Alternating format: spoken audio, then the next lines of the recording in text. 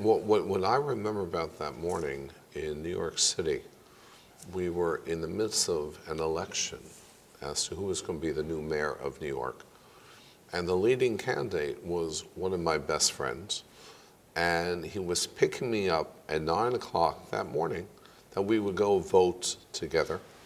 And then suddenly I get a call at around 8:40, 8:42. Rabbi Shnayer, turn on your television. You know, the World Trade Center has been attacked.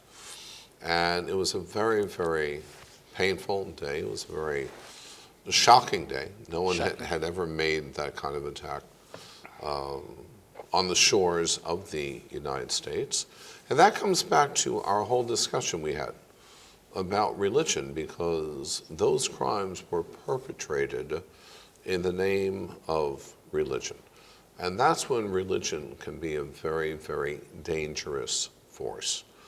And what Azerbaijan represents, what the United States represents, what the state of Israel represents, is taking religion and using religion as a force for good, not for evil, as a force for bringing people together, not for destroying and desecrating property. And I think that's a very important lesson as I sit with you here in Baku, to remember what that represents, the attacks on the United States when religion is used for destructive means. But it was not a conflict between religions. It was only political conflict. Well, that's where I respectfully disagree, because when you listen to some of the supporters of Osama bin Laden, no, this was an attack that they did in the name of their religion.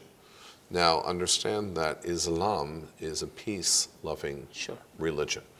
And they took this noble religion of Islam and they desecrated that religion. And they desecrated that religion by destroying the World Trade Centers, by destroying human life. And that is why, you know, here in Azerbaijan, it's so refreshing, it's so significant that we have this great republic and its great leader who champion all religions as a force for good and not a force for evil.